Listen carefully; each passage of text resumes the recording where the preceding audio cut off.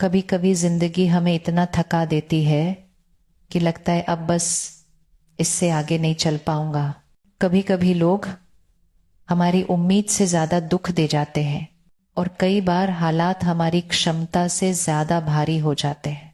पर याद रखना, जो टूट रहा है वो खत्म नहीं हो रहा, वो एक नया रूप ले रहा है। और जो आप आज महसूस कर रहे हैं उसी में छुपा है आपका कल का चमत्कार। ओम शांति। आज हम एक बहुत सुंदर यात्रा पर निकलने वाले हैं। मन की शक्ति, आत्मा की रोशनी और जीवन की सच्ची उड़ान की यात्रा। आप जहां भी बैठे हैं बस एक क्षण रुक जाइए, एक गहरी सांस, और अपने आप से कहिए, मैं शांत हूं, मैं शक्तिशाली हूं, मैं अटूट हूं। हमारे जीवन में समस्याएं बहुत कम हैं, लेकिन मन की कहानियां बहुत ज्यादा है। कोई कुछ कह देता है, हम घंटों सोचते रहते हैं। कोई धोखा दे देता है, हम महीनों टूट जाते हैं। और किसी का व्यवहार कठोर हो जाए, हम अपने आप को ही दोष देने लगते हैं। लेकिन सच्चाई क्या है? लोग हमेशा अपने संस्कार से व्यवहार करते हैं, आपकी कीमत से नहीं। तो जब कोई आपको चोट दे, एक बात याद रखिए, दर्द दूसरों के कर्म से आता है, लेकिन तकलीफ हमारी प्रतिक्रिया से बनती है। इसलिए खुद को दोष देना बंद करें।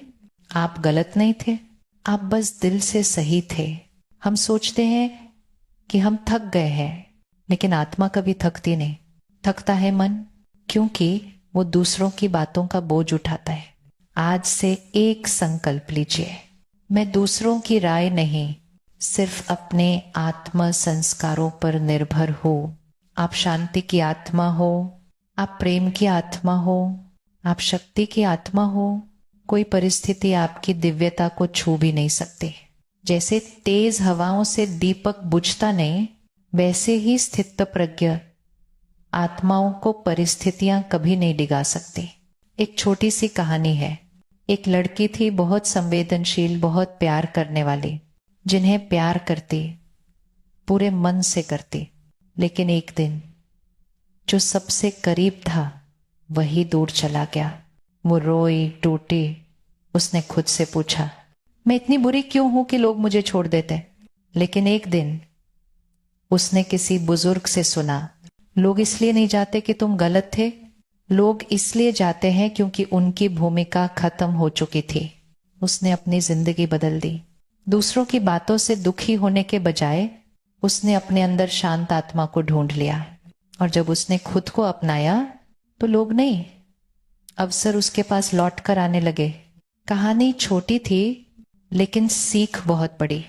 संबंध टूटते नहीं, भूमिका बदलती है। जब मन बहुत भारी हो जाए, एक सरल तरीका है, पॉज, ब्रीथ, रिस्पॉन्ड। ये रुक जाए, 2 लंबी सांस लें, 3, और फिर शांत प्रतिक्रिया दें। भावना को तुरंत बाहर मत फेंकिए, उसे थोड़ा समय दीजिए। जैसे उबलता पानी ठंडा होने पर ही उपयोगी बनता है, वैसे ही शांत मन ही सही निर्णय लेता है। आज से मैं हर परिस्थिति में पहले खुद से मिलूंगा, फिर प्रतिक्रिया दूंगा। सबसे बड़ी मुक्ति है खुद को माफ कर देना। हम खुद पर बहुत कठोर होते हैं, पर याद रखिए, गलती करना इंसान का स्वभाव है, लेकिन उनसे सीख कर आगे बढ़ना आत्मा की शक्ति है। अपने दिल से कहिए, मैं खुद को माफ करता हूं, मैं खुद को स्वीकार करता हूं, मैं खुद को प्यार करता हूं। अब 3 शक्तिशाली संकल्प लीजिए। 1, मैं हर हाल में शांत रहूंगा, मेरा मन मेरा अपना है, कोई उसे हिला नहीं सकता।